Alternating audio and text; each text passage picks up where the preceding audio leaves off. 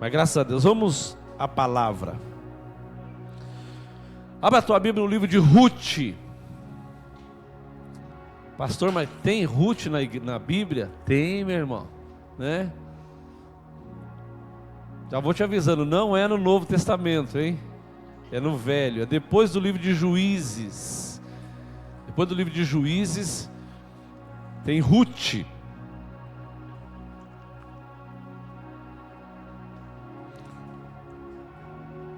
Hoje nós vamos pregar sobre o livro de Ruth. Amém? O tema da palavra hoje é a vitória sobre os traumas da vida. A vitória sobre os traumas da vida. A história, meu irmão, essa história, a história de Ruth, é uma das histórias mais dramáticas da Bíblia. É uma das histórias, meu irmão, onde você vai ver como que Deus muda um cenário. Como que Deus pega, ou melhor, como que muitas vezes decisões nossas erradas trazem destruição sobre a nossa vida. Você vai ver aqui, meu irmão, que uma decisão errada tua pode causar coisas terríveis na tua vida. Você tomar um posicionamento, uma postura que muitas vezes Deus não direcionou você a fazer, isso é muito sério. Por isso que você, meu irmão, precisa saber se realmente é Deus que está direcionando você, é Deus que está guiando você, é Deus que está dando a direção para você. Porque na prática, a maioria das vezes que a gente vê pessoas tomando decisões, elas tomam decisões baseada na emoção dela, baseada no momento que ela está vivendo, baseada no julgamento dela. Ontem eu vi um pastor, um moreno, falando sobre uma decisão que ele tomou. Eu achei muito interessante, porque ele falou que ele namorava com uma menina, e ele gostava daquela menina, amava aquela menina, e ele iria casar com ela, estavam preparados para casar. E aí ele foi orar a Deus para falar, né, para buscar: Senhor, é realmente essa mulher que o Senhor quer que eu case com ela? É essa pessoa que o Senhor quer que eu passe o restante da minha vida com ela? E aí ele falou assim, que Deus falou com ele assim: olha, não é essa mulher que eu tenho para você. Não é essa pessoa. Se você casar com ela, você vai se afundar. Se você casar com ela, você vai perder o teu ministério. Se você casar com ela, aquilo que eu tenho para você não vai se cumprir. E agora, meu irmão? Você está entre uma paixão no teu coração e entre uma palavra de Deus. Aí diz que ele era jovem ainda, hoje ele já é uma pessoa mais madura, um pastor. E aí diz que ele vai orar ao Senhor e ele toma uma decisão. E ele vai almoçar na casa da menina. E aí o pai e a mãe da menina que ele vai casar tá lá. E ele vai lá, né, ora com eles, né, almoça com eles, ora. Depois ele levanta, pega na mão do pai da menina, cumprimenta ele, fala assim: ó, muito obrigado por vocês terem cuidado de mim até aqui hoje, por vocês terem estado comigo, mas a partir de hoje eu não sou mais o genro de vocês. A partir de hoje eu estou terminando o nosso relacionamento. Aí ele falou: mas você não gosta dela? Gosto, mas não é a vontade de Deus. E ali ele terminou o relacionamento, porque ele desejou primeiramente, fazer a vontade do Senhor do que fazer a vontade dele. Amém? Então a gente está diante de uma história aqui, meu irmão, de uma história dramática, né? A Noemi, ela vai, o livro de Ruth, né? Vai contar, lógico, a história de Ruth, mas tudo se começa na família de Noemi. Noemi, o significado de nome de Noemi é ditosa, feliz, bendita, né? Bem-aventurada. Então, meu irmão, esse é o nome, o significado do nome dela. Qual que é o contexto dessa história, meu irmão? Família de Noemi, seu marido, ela tinha um marido e tinha 2 filhos. E eles vivem na terra de Belém, na cidade de Belém, conhecida como cidade do pão. Eles vivem lá. E vem uma situação dramática sobre aquela região naquele tempo. Vem uma situação de fome, de necessidade, de escassez, e pega todas as pessoas de todos os níveis. E aí começa a haver uma necessidade terrível sobre aquele lugar. Terrível. E aí o marido de Noemi, que tinha ali terra, que tinha ali posses, que tinha ali o meio de vida deles, eles resolvem tomar uma decisão. Vamos sair de Belém. Vamos embora daqui. Vamos para Moabe, para uma outra cidade, para uma outra terra. Vamos tentar a vida num outro lugar. E aí, meu irmão, começa o drama dessa família.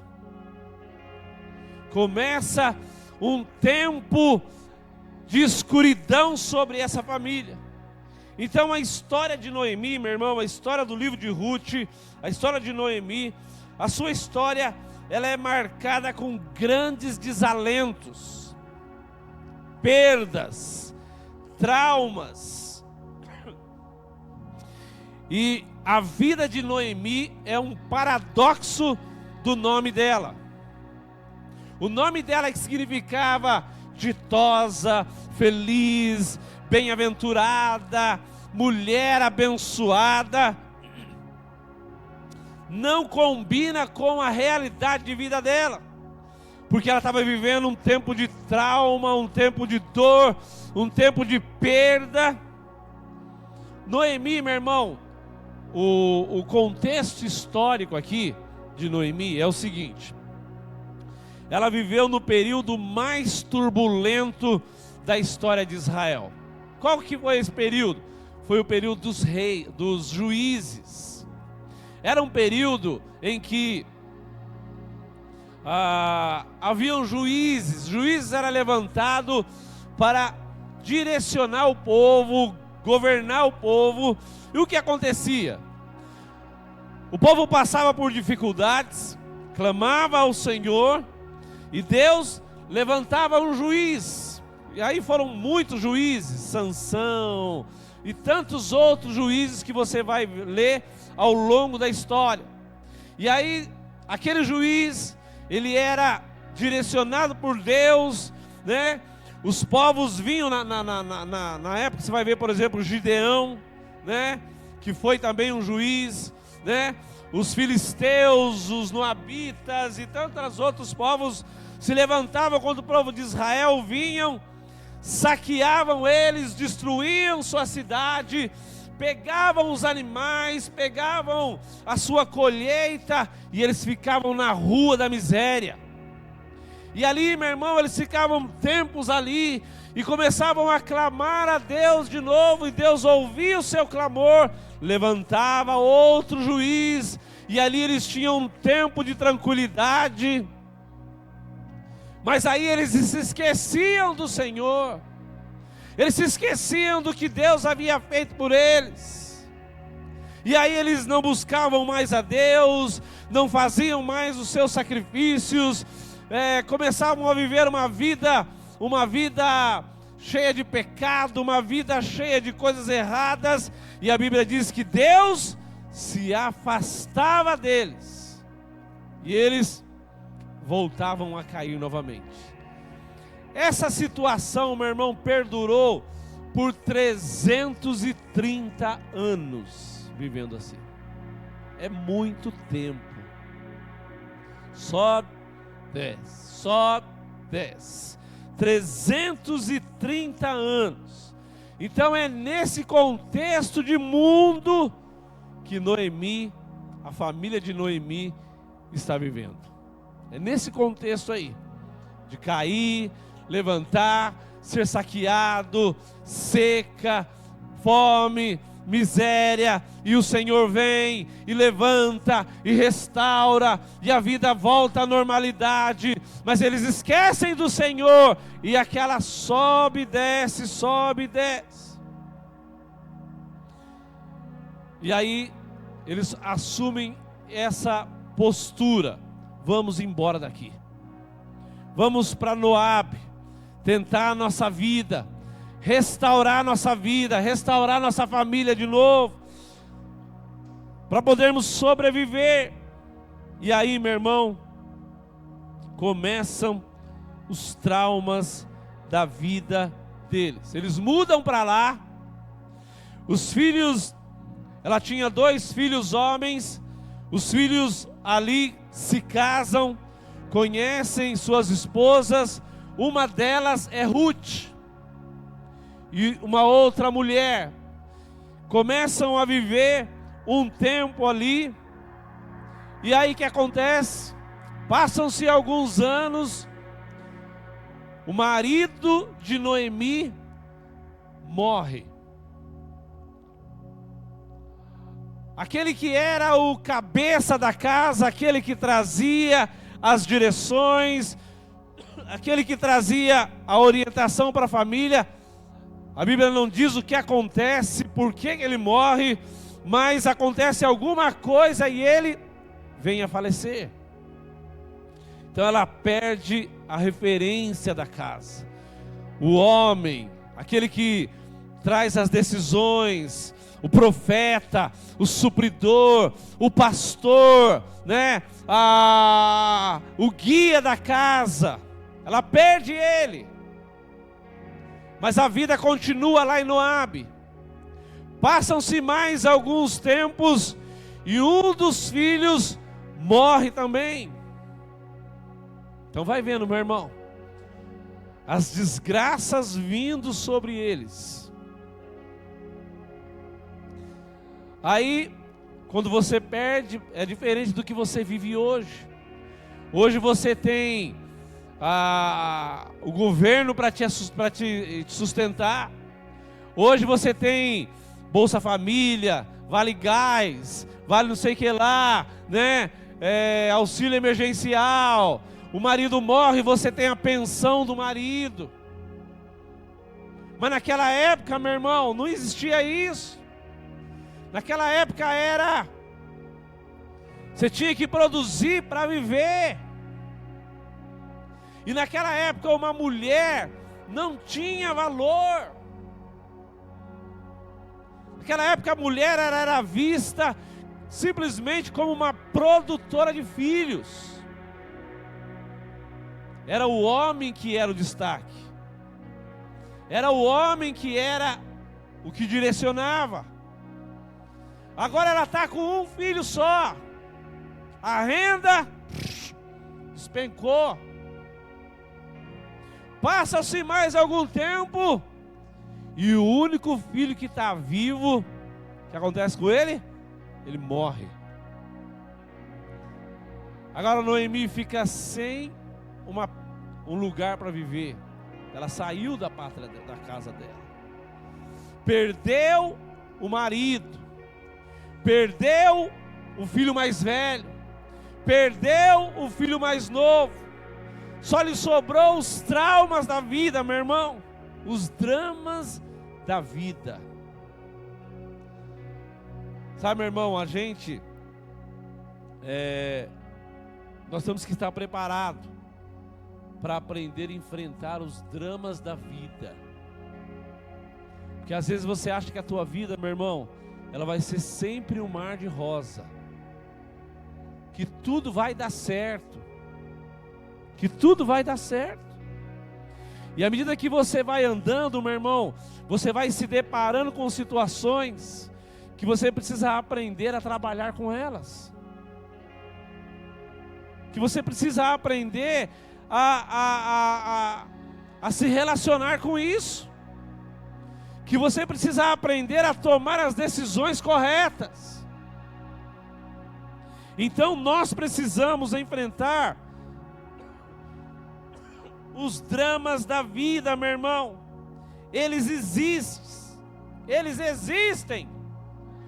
Você não está blindado de passar por dificuldades. Aprenda isso. Pastor, mas eu estou na igreja. Pastor, mas eu dizimo. Pastor, mas eu sou fiel. Meu irmão, encontrei com um irmão, pastor Erinaldo. Pastor Erinaldo, eu conheci ele, meu irmão, quando ele vendia vassoura na rua, aqui da Igreja Unida. Magrinho, trabalhava numa fábrica de vassoura, ia vender vassoura na rua, de porta em porta. Hoje ele é um advogado bem sucedido. Encontrei com ele essa semana lá no Atacadão. Estava conversando com ele. Falei, e aí, pastor, como é que você está? Pastor, não estou mais na igreja, não deixei o meu ministério, tal. Ele falou assim, descobri o ano passado, o ano retrasado, que o meu filho de 25 anos tem um câncer próximo ao coração dele. E ele já virou metástase e foi para o fígado dele. Meu filho ficou 70 dias na UTI. 40 dias num quarto. E eu vi para ele está magro, desgastado, sofrendo, meu irmão. Eu falei, pastor, nós oramos por ele na sexta-feira aqui na reunião de oração. São os dramas da vida, meu irmão. Coisa que você não consegue explicar. Senhor, por que aconteceu isso? Senhor, por que acontece isso comigo? O drama de Noemi, meu irmão. Primeiro drama, o drama da pobreza. Sabia que a pobreza, meu irmão, é um drama para muitas pessoas? A fome é um dos grandes dramas da sociedade, do mundo. Meu irmão, vai chegar um tempo em que a fome vai se intensificar na terra. Não tem comida para alimentar todo mundo. Hoje nós temos mais de 8 bilhões de pessoas no mundo. Ou você acha, meu irmão, que sempre vai continuar sendo assim? Você entra no mercado, eu quero isso, aquilo outro. Meu irmão, a gente vive numa linha muito tênua. Basta um pequeno desequilíbrio na natureza e tudo vai por água abaixo. Basta um pequeno desequilíbrio no câmbio do comércio mundial, meu irmão, e tudo desaba. A fome é um drama em muitos países, meu irmão. Um homem que viveu no campo de concentração de Hitler disse o seguinte, que eles estavam lá, corpos esqueléticos, sofrimento terrível, inimaginável, mas diz que a única coisa que eles pensavam, sabe o que era? Sabe que a única coisa que eles pensavam era na comida. A gente não sabe o que é passar fome, meu irmão. Você não sabe o que é passar fome, eu não sei o que é passar fome. Diz que eles só pensavam no que eles podiam comer dali a algum tempo. A fome deve ser algo terrível, meu irmão. É um drama da vida, é um drama. Outro drama que eles viveram foi o drama da fuga. Olha, meu irmão, deixa eu falar uma coisa para você. A atitude de fugir nem sempre é a melhor escolha. Às vezes você está vivendo uma situação e você quer fugir daquela situação. Nem sempre fugir daquela situação é a melhor escolha para você. Fugir ali para Noemi, para a família de Noemi, meu irmão, não foi uma boa escolha. Porque muitas vezes, meu irmão, a gente não quer enfrentar a situação. A gente não quer enfrentar o problema. É mais fácil fugir, é mais fácil ir embora do que parar e enfrentar a realidade. É mais fácil ir embora do que falar, eu estou errado, eu preciso enfrentar essa situação, eu preciso aprender com isso. E você passar por aquilo, meu irmão. Mas a primeira opção que a gente quer, que a gente escolhe, é ir embora, é fugir. Essa é a nossa realidade, meu irmão. São poucas pessoas que param e falam, eu vou enfrentar isso em nome de Jesus Cristo. A maioria vai embora, a maioria foge, a maioria procura o caminho mais fácil. Tem uma passagem na Bíblia, meu irmão, que Abraão, ele está vivendo um tempo de dificuldade, e ele resolve no coração dele ir para onde? Para o Egito. Para o Egito.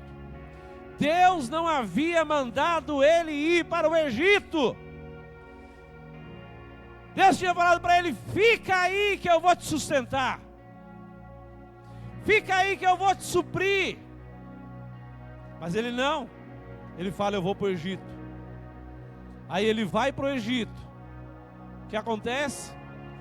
Os homens do Egito se interessam por Sara e querem possuir Sara. Deus não permite que isso aconteça. E aí Deus intervém na história. E aí Abraão sai daquele lugar, mas ele sai carregando algo. Ele sai carregando quem? Agar. A fuga de Abraão trouxe Agar para a vida dele, meu irmão. E Agar foi uma das maiores calamidades da vida de Abraão. Porque tempos depois, Sara vai falar assim, olha, a promessa não se cumpre.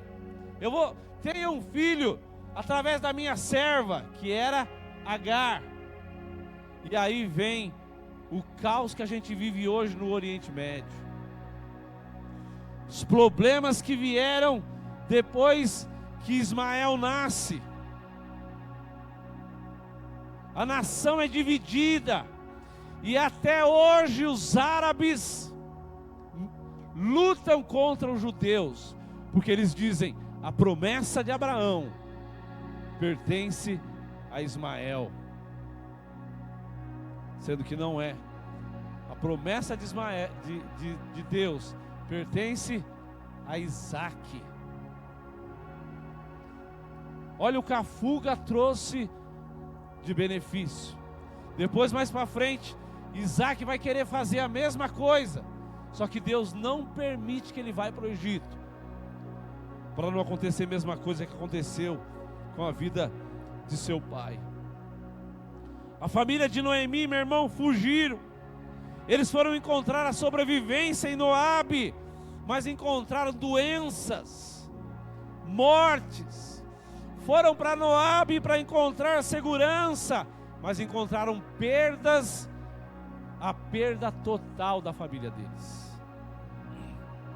Hoje, meu irmão, as famílias perderam a capacidade de resolver crises. Sabia disso? Hoje as famílias não conseguem mais resolver as crises delas, meu irmão. É por isso que você vê hoje um número recorde de divórcio. Porque é mais fácil eu divorciar e trocar uma de 40 por uma de 20 do que eu resolver os problemas. Porque eu sentar na casa e falar, olha, vamos resolver esse problema aqui, essa crise conjugal que nós estamos vivendo. A família perdeu a capacidade de resolver problemas. Uma aqui, a grande maioria dos homens que se casam são pessoas imaturas, não têm experiência, não sabe resolver problema, não sabe resolver crise da vida. E aí você casa com alguém porque simplesmente ele é bonitinho e tem o olho azul e faz academia e é aquela massa, e você vai ver com a massa que você casou, meu irmão. Essa é a realidade de hoje. Então, meu irmão, hoje se troca de mulher, se troca de marido, se troca de emprego, porque não sabe resolver as coisas, porque estão fugindo. Outro drama é o drama da perda. Deixa eu falar uma coisa para você, meu irmão. Nem sempre você vai ganhar. Você precisa aprender a trabalhar com as perdas suas. Você precisa aprender que vai ter certas coisas na tua vida que você vai precisar aprender a perder. Que a gente só quer ganhar, né? Nós só quer que venha o nosso reino. A gente só quer lucrar. Mas às vezes vem perdas. E você tem que saber administrar isso. Cuidar disso. Perdas financeiras. Perdas de pessoas que você ama. Perdas de... enfim, de muitas coisas. E você tem que aprender, meu irmão, a cuidar do teu coração dessas coisas, para isso não desestabilizar você. Ela perdeu tudo aquilo, meu irmão, que era essencial na vida dela. E agora ela está vivendo uma solidão. Solidão. Agora ela está vivendo sem marido, sem os filhos, sem dinheiro e sem o chão dela.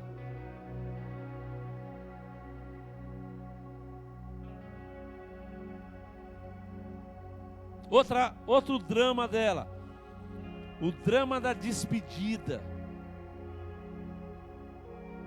Ela despediu do seu marido, despediu dos seus filhos a contragosto. Ela não se programou para isso. Ela não se programou para isso. Foi uma despedida a contragosto. Mas agora ela tinha que se despedir das suas noras. A única coisa que havia sobrado na vida dela, meu irmão. A única coisa. Então ela teve perdas involuntárias e ela teve perdas voluntárias. Então, meu irmão, vai ter coisas na tua vida que você vai precisar aprender a se despedir dela. É terrível isso, meu irmão. Quando você quer que alguma coisa permaneça, fica com você, mas você sabe que aquilo ali, muitas vezes você tem que abrir mão daquilo. Então são dramas que acontecem na vida da gente, meu irmão. São coisas que a vida, ao longo da vida, você vai andando e vai encontrando com isso. Agora tem um drama na vida dela, que é o drama da amargura. Vamos ver o versículo 13 do capítulo 1. Ruth, capítulo 1, põe o versículo 13.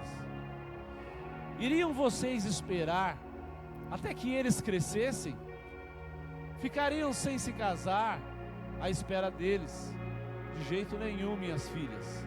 Para mim é mais amargo do que para vocês, pois a mão do Senhor voltou-se contra mim. Presta atenção no que ela está falando. Ela está dizendo: olha, Deus está pesando a mão sobre a minha vida. Deus está pesando a mão sobre a minha vida. Ela vê, meu irmão, todo o drama que ela está vivendo, ela vê como uma ação direta de Deus sobre a vida dela. Quando uma pessoa, meu irmão, chega a pensar que Deus está contra ela, essa pessoa não tem mais esperança. Então, a leitura de vida dela foi essa: Deus está contra mim. E é desse jeito que muitos de nós temos lido a nossa vida. Deus está contra mim. Nós nos esquecemos das decisões que nós tomamos. Nós nos esquecemos do que nós fizemos há 1 ano atrás, 5 anos atrás. Nós nos esquecemos daquilo que nós achamos que era a vontade de Deus e decidimos fazer e não era a vontade de Deus. Será que Moabe era a vontade de Deus para eles?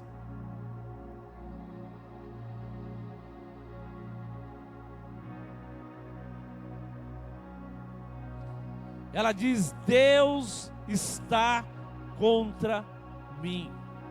Olha o versículo 20 e o versículo 21. Mas ela respondeu. Aí começa um diálogo entre elas. Aí Noemi vai falar isso. Noemi respondeu: não me chamem de Noemi, melhor que me chamem de Mara. O que significa Mara? Amarga. As águas de Mara, lembra do Velho Testamento? Pois o Todo-Poderoso tornou minha vida muito amarga. 21. De mãos cheias eu parti, mas de mãos vazias o Senhor me trouxe de volta. Por quê? Me chamam Noemi. O Senhor colocou-se contra mim. O Todo-Poderoso me trouxe desgraça. Olha, meu irmão, ela se opõe em relação ao nome dela. Ela assumiu uma postura errada, uma postura amarga, uma postura revoltada e uma postura triste sobre o que ela está vivendo. Então muitas vezes acontece isso. Você está vivendo uma situação, você está com um problema, de vez de você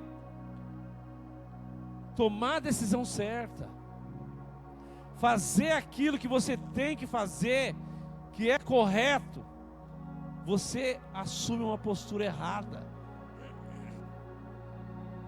Você se torna uma pessoa amarga. Meu irmão, tá cheio de pessoas amargas por aí. Você vai conversar com ela, o espírito dela é amargo. Ela não consegue dar uma risada. Ela está revoltada com a vida, meu irmão. Tudo isso acontece comigo. Deus não me ama. Revoltado com os pais, revoltado com o país, revoltado com o Lula, com o Bolsonaro, revoltado, meu irmão, triste. Noemi assume essa postura. Não me chamem mais de Noemi. Não me chame mais de abençoado. Eu sou um amaldiçoado. Eu sou uma pessoa amarga, revoltada. Grande amargura me tem dado Todo-Poderoso. Ela está falando aqui, meu irmão. Foi Deus que matou meu marido. Foi Deus que matou meus filhos. Foi Deus que me colocou nessa miséria terrível. Ou seja, ela fala: Deus é responsável por todas as minhas desgraças. Ela está amarga com Deus, meu irmão. Ela está amarga. Então nós precisamos tomar muito cuidado com isso. Porque as nossas escolhas podem trazer amargura para a gente.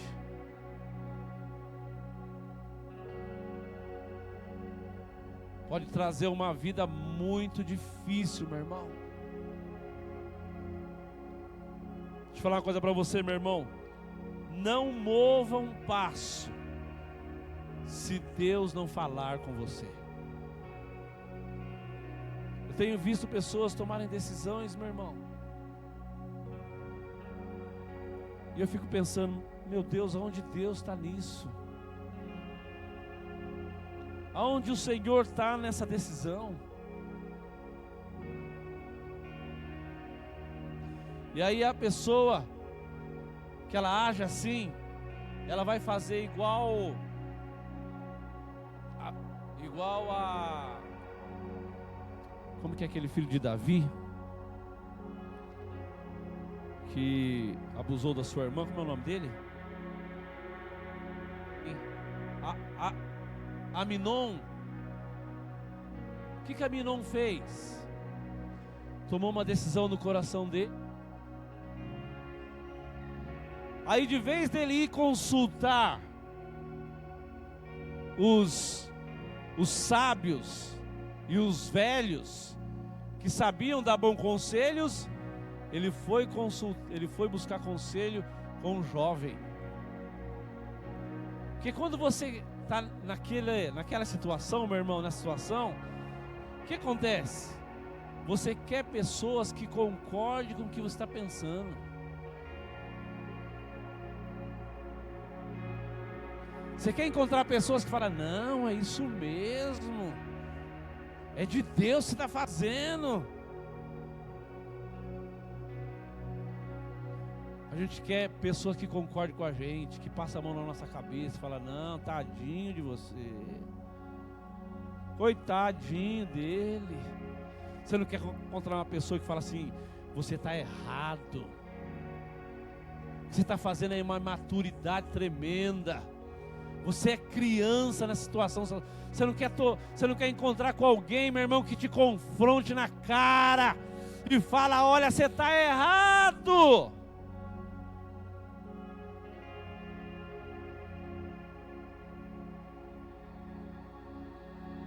Então essa é a situação, meu irmão.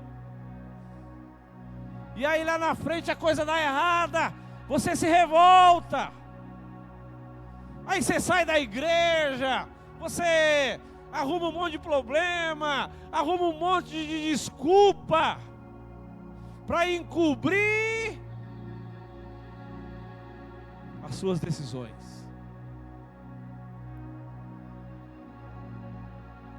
Mas há uma maneira de se libertar dos traumas da vida, amém? Eu tenho 10 minutos para te falar como que você vai se libertar dos teus traumas da vida.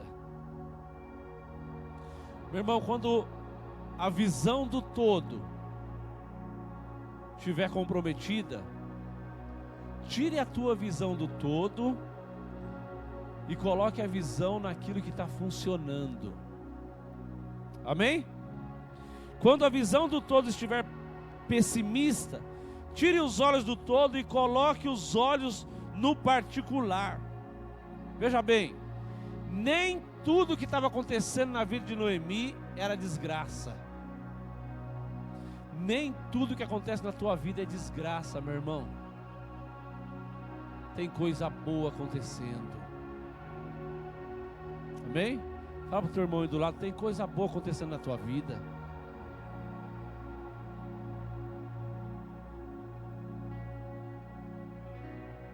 Tem coisa boa acontecendo na tua vida. Você está comendo. Você tem uma casa para morar. Você tem pessoas que te amam ainda.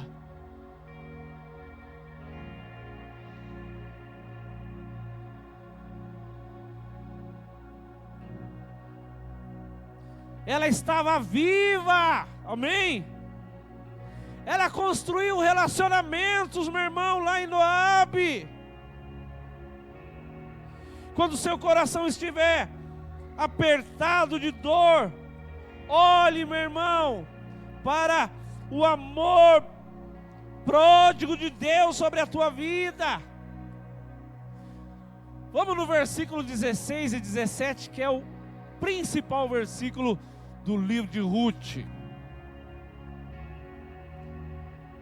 É a postura dessa mulher que estava vivendo as mesmas calamidades de Noemi, mas tem uma visão diferente de mundo, tem uma postura diferente. Ela fala assim: Ruth, Noemi fala para ela assim: vai embora, volte para a tua casa, porque eu não tenho nada para dar para você. Uma das noras se despede dela e volta para sua família. Ruth vai falar isso. Ruth, porém, respondeu: não insista comigo que te deixe e que não mais te acompanhe. Aonde fores, irei. Aonde ficares, ficarei. O teu povo será o meu povo. O teu Deus será o meu Deus. 17.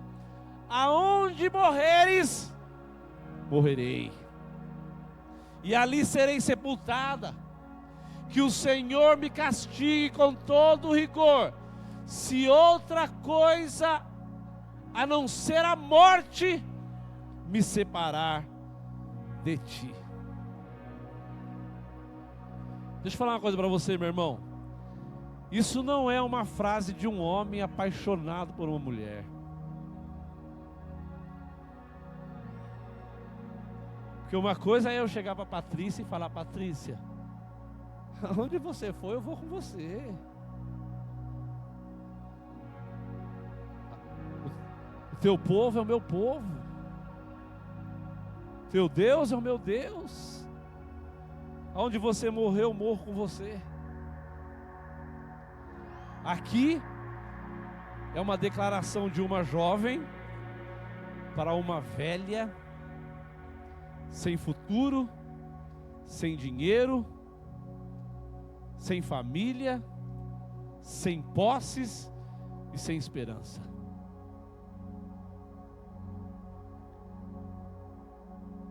É a declaração de uma mulher para uma outra mulher velha, que não pode dar mais nada para ela.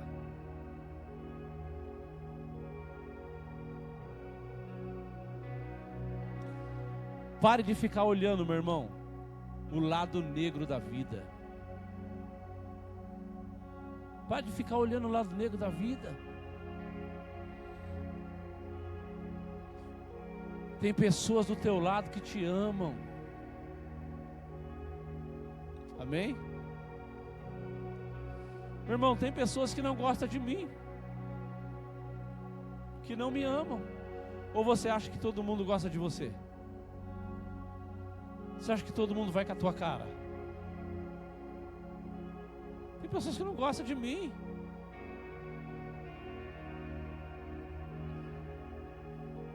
Pare de ficar olhando o lado negro da vida, meu irmão. Ó dia, ó azar. Já acorda emburrado. Já acorda triste.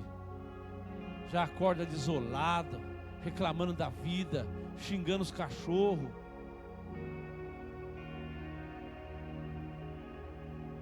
Reclamando de tudo, azedo. Você se torna uma pessoa ácida.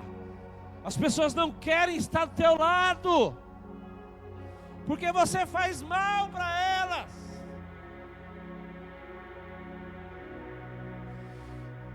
Comece a olhar o lado bom da vida, meu irmão, em nome de Jesus. Eu estou vivo. Eu levantei nessa noite, nessa manhã. Tem pessoas que me amam, eu tenho o que comer.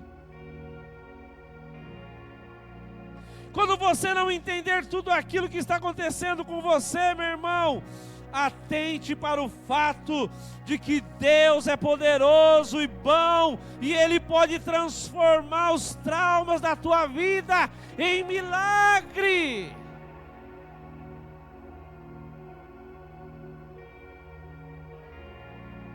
Amém?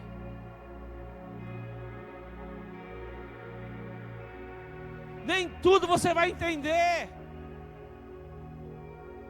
Por que está acontecendo isso, Senhor? Por que eu fiquei doente desse jeito? Por que eu perdi pessoas? Por que essa calamidade chegou na minha vida? Meu irmão, às vezes você vai vir conversar comigo ou com outro pastor, ele não vai conseguir responder para você o que está acontecendo.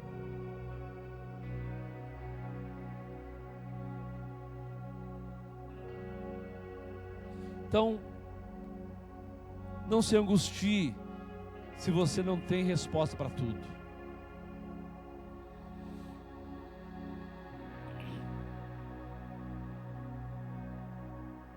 Nós não enxergamos no escuro. Amém? Você não enxerga no escuro. Você não sabe o que tem lá dentro do buraco negro. Buraco negro é um enigma dos cientistas. Tem um filme muito legal, como é que chama esse filme? Interestelar. Assista esse filme aí. Fala sobre esses negócios aí, muito legal. Ele consegue entrar dentro do buraco negro. Dentro do buraco negro não tem tempo, não tem espaço, não tem antes e depois. É um hoje eterno. Mas Deus sabe o que tem lá dentro do buraco negro, porque foi Ele que criou o buraco negro. Você não enxerga lá na curva, meu irmão. Você só enxerga o que está nos seus olhos. Você não sabe o que tem lá na curva. Você não sabe o que vai acontecer daqui a 5 anos. Mas Deus sabe o que vai acontecer. O discurso de Noemi não era verdadeiro. Deus não estava contra ela. o teu discurso não é verdadeiro, Deus não está contra você. Deus é poderoso para transformar os seus vales áridos em um manancial. Deus é poderoso para transformar o seu choro em alegria.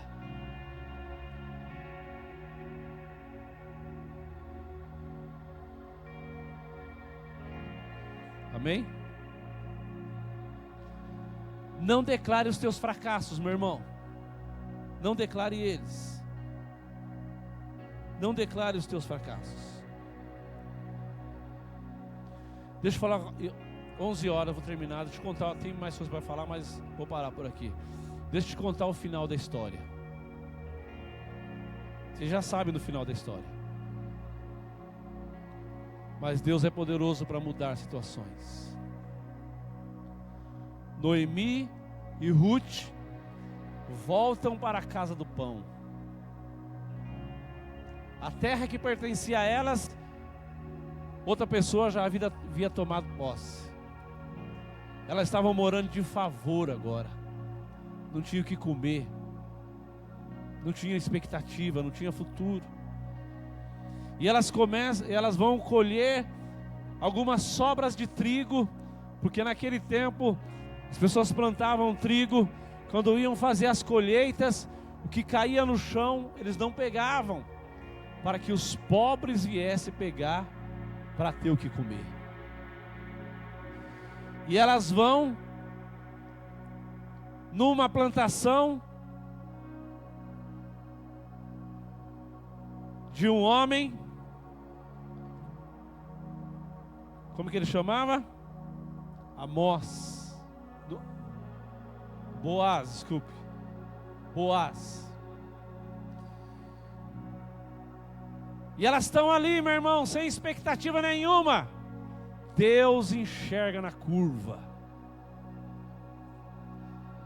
Boaz coloca o olho em Ruth e fala: essa é a mulher dos meus sonhos. Começa a namorar com Ruth. E a vida de Noemi volta para a terra dela, a terra que haviam tomado dela. Boaz compra e coloca elas de volta lá. E elas começam a prosperar. Boaz se casa com Ruth. E eles têm um filho que se chama Obed. E de Obed vem Jessé. E de Jessé vem Davi. E de Davi vem Jesus Cristo. De uma vida que não tinha esperança, que não tinha expectativa, que houve perdas, Deus traz daquela mulher, da descendência dela, o Salvador do mundo. Deus pode transformar traumas em bênção, irmãos. Deus pode transformar o teu trauma em algo que você nem imagina o que será.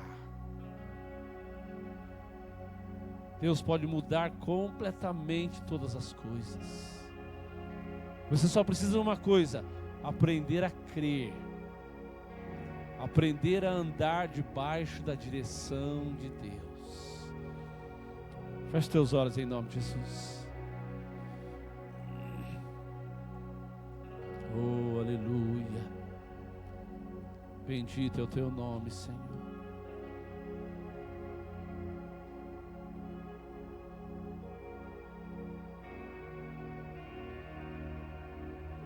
Quais são os seus traumas, meu irmão? Quais são os seus traumas? Que você precisa aprender a trabalhar com eles. Precisa aprender a cuidar da tua vida. Precisa aprender a tomar decisões certas e corretas. Eu digo para você nessa manhã: continue crendo. Continue olhando, meu irmão, para o Senhor, autor e consumador da nossa fé. Ele pode transformar tudo isso em coisas abençoadas. Ele pode transformar teus traumas, teus choros, tua dor, tua amargura, tua angústia em bênçãos para você e para outras pessoas. Pai, obrigado, Senhor, porque nesta manhã nós aprendemos, Pai, que o Senhor está acima de todas as coisas, que o Senhor está acima dos nossos problemas, das nossas crises, dos nossos conflitos, das nossas angústias. Nos ensine, Pai, a sermos direcionados pelo Senhor. Nos ensine, ó Pai, a tomarmos as decisões corretas na nossa vida. Nos ensine, Pai, a ficarmos, ó Deus, aonde o Senhor quer que a gente esteja. Ó Deus, eu abençoo o teu povo nesta manhã. Que esse dia seja um dia de bênção. Que essa palavra, Senhor, produza vida na vida de cada pessoa aqui, Pai. Obrigado, Senhor, por tudo.